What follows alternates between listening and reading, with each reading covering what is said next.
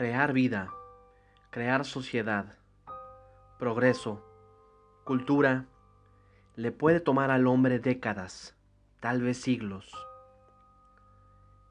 El 6 de agosto de 1945 quedó demostrado en la historia que destruir todo esto, hasta sus cenizas, puede tomar solo algunos segundos.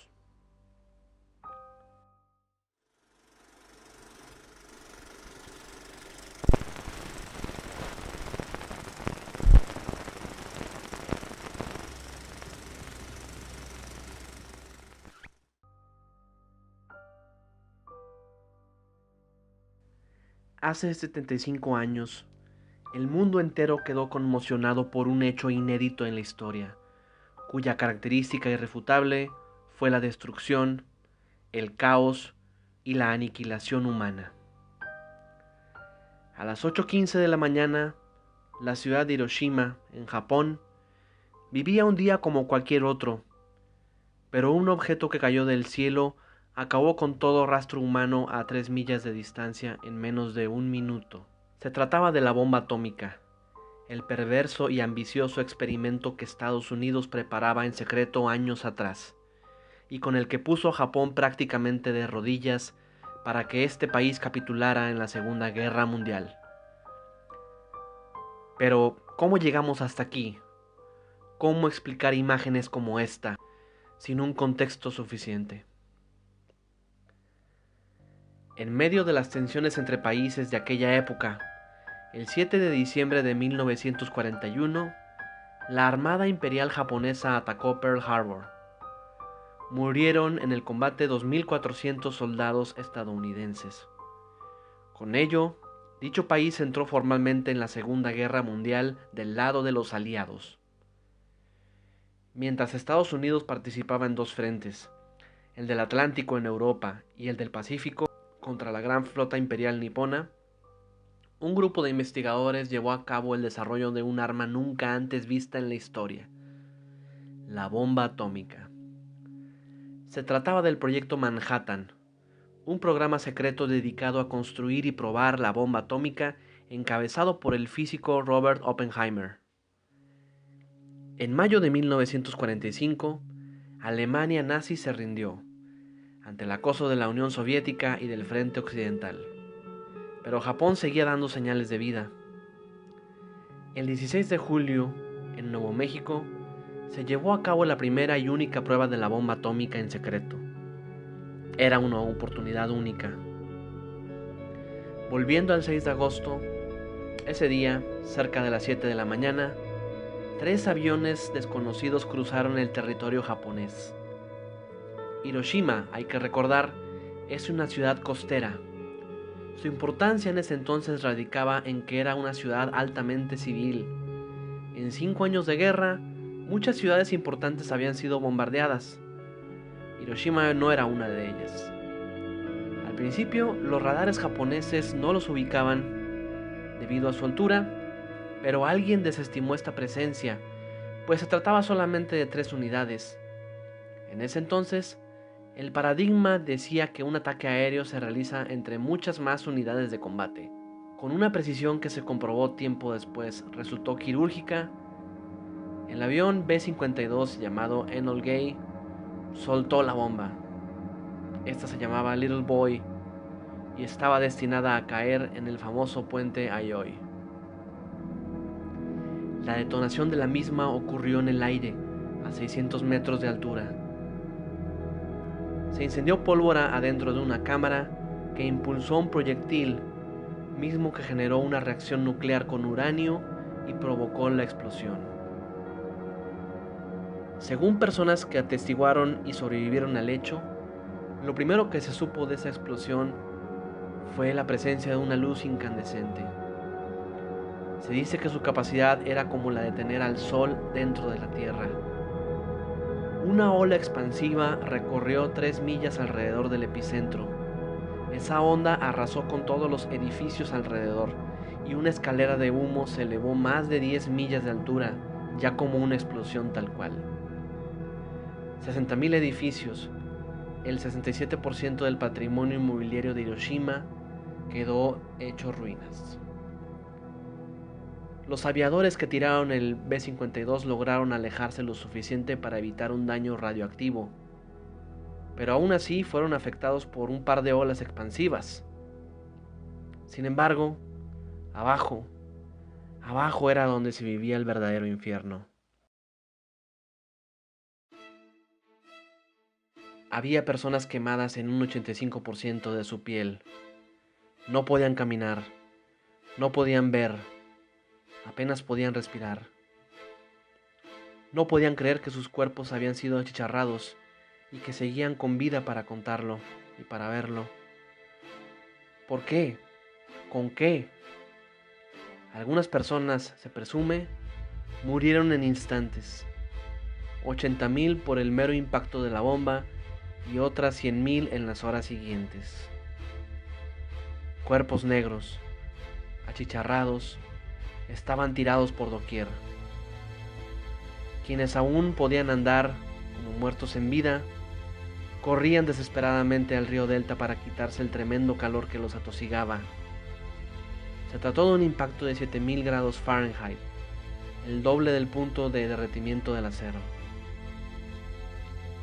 Mujeres desesperadas se lanzaron con sus bebés al río Motoyasu. Fue algo instintivo. Nadie sabía qué hacer. Todo mundo gritaba y nadie entendía qué pasaba. En las horas siguientes nada mejoró.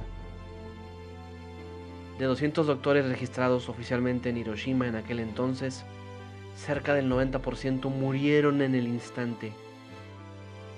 De los 45 hospitales existentes en la zona, solo 3 estaban en pie.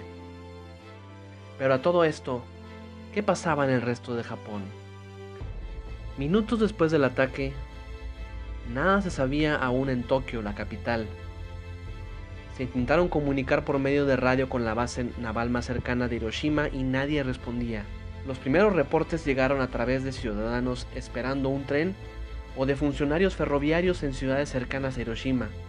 Ellos escucharon el impacto, vieron la nube de polvo, pero nada de eso los alcanzó. De inmediato, un delegado de la Armada voló de emergencia a Hiroshima y lo único que encontró fueron cenizas. Irónicamente, los japoneses se enteraron de lo ocurrido hasta que lo vieron en medios de Estados Unidos. A nivel tierra, la Armada Imperial comenzó a enviar doctores y equipo médico. Algunas personas vomitaban sangre. A los pocos días se les caía el pelo. Otras morían en brazos de enfermeras por falta de respiración, paros cardíacos. Lo peor fue que durante aquellos días el consumo de agua era una necesidad, pero la radiación llegó hasta los mantos acuíferos. Mucha gente más murió en los meses siguientes, pero solo años después se supo por qué. El agua estaba contaminada. En el 45, la literatura sobre los efectos de la radiación era prácticamente nula. Apenas 3 días después, el 9 de agosto, Estados Unidos repitió la maniobra mortal, ahora en Nagasaki, otra ciudad costera pero del noroeste. El objetivo original era Kokura, pero esta ciudad estaba muy nublada y optaron por la segunda opción. El saldo fue muy similar al de Hiroshima. El enemigo estaba de rodillas, confundido. Había recibido un knockout y esperaba el conteo de 10 segundos. A los 6 días Japón se rindió y con ello se dio por terminada la Segunda Guerra Mundial. Al interior del Manhattan Project había preocupación. Al parecer, aunque la misión militar fue un éxito desde ese punto de vista, los resultados obtenidos excedieron en creces el daño estimado. Alguien habría dicho que se trataba de terminar una guerra, pero no de acabar con la vida, la flora y la fauna, así como el futuro de varias generaciones de seres humanos. A las pocas semanas, Estados Unidos envió una expedición a Japón a fines de estudiar los efectos de su arma letal. Más de 100,000 víctimas de bombardeos fueron estudiadas mes con mes, año con año, para calcular los efectos de la radiación en sus cuerpos. Fue así como se creó la Fundación de Investigación de Efectos de Radiación, cuya sede sigue operando actualmente en Hiroshima. Se descubrió entonces que la radiación dañaba las células, los cromosomas, el ADN. Cuando las células dejan de dividirse, mueren. Los órganos internos de un ser vivo dejan de funcionar y un feto deja de desarrollarse. Estados Unidos mantuvo sigilo en todo lo referente a este tema. Con el fin de la Segunda Guerra, el mundo se dividió en dos grandes bloques, el del nuevo imperio occidental y el de la Unión Soviética.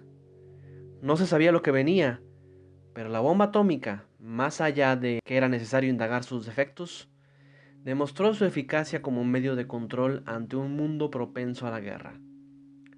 En los años siguientes, el nuevo imperio siguió probando bombas en su territorio, en zonas muy discretas, con métodos controlados.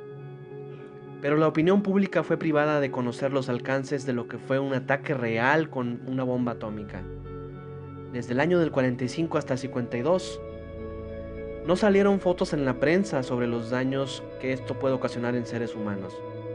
Esa información clasificada era importante, pero solo postergando su difusión evitarían las críticas contra lo que tenían en manos. Desde entonces, Estados Unidos comenzó a armarse. Rusia hizo lo propio, Francia e Inglaterra con una proporción mucho menor. Cuando cae la Unión Soviética, Estados Unidos baja de intensidad, aunque renuncia a la idea de un desarme. Un imperio amenazado no está para dar concesiones. Ante la posibilidad técnica de que la bomba atómica estalle otra vez, con efectos 10 o 20 veces más devastadores que Hiroshima y Nagasaki, lo único que nos queda por preguntarnos es: ¿hasta dónde es capaz de llegar el hombre por imponer su propio orden? ¿Valen la pena la vida, el planeta mismo, para satisfacer los anhelos de un país o una clase?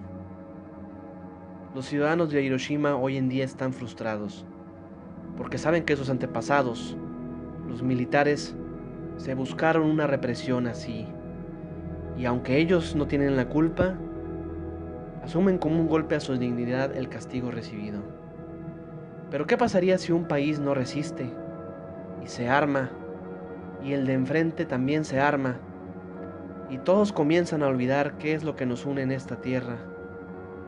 Todos los acuerdos de paz, de aceptación y de fraternidad quedarán como la especie humana, hechos un cúmulo de cenizas en una tierra infértil, inerte y silenciosa.